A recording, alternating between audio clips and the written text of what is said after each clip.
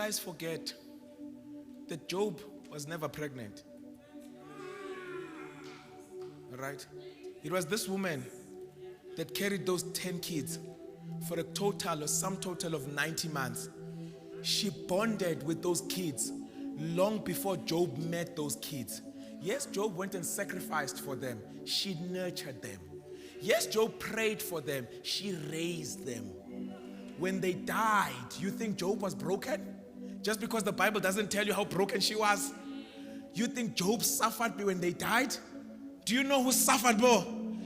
It's this woman. But more than all of that, this woman not only has to experience the loss of her 10 children that she had a connection that was resident in her womb with, she also has to bear the pain of watching her husband constantly disappointed by a God he believes in. You're not listening. She has to look at Job faithfully following God, and she has to see Job's life taking a downturn as a result of being disappointed by a God he was so faithful to. And you know what she's saying? She says, Job, the pain of being disappointed by God is so much. Why don't you ask him to kill you? You're not listening. It's better to die than to live under the conditions revealing God disappointing you. It's actually more merciful for God to kill you than to keep you alive in your suffering, especially if he's not going to end it.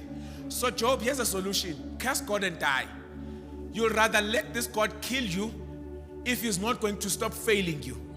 And you thought Job was saying to her, you speak like a foolish woman, and in all this Job didn't sin. Did you read Job's speeches when he talks to his friends? Did you read his speeches?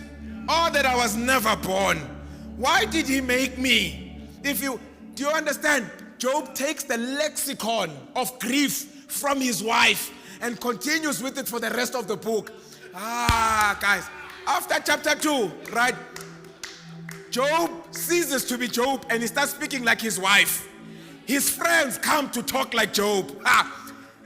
When Job is met with an opportunity to be honest about his pain, he answers theologically. He gives a Sabbath school answer. He gives a fundamental belief. Should we only receive good from God?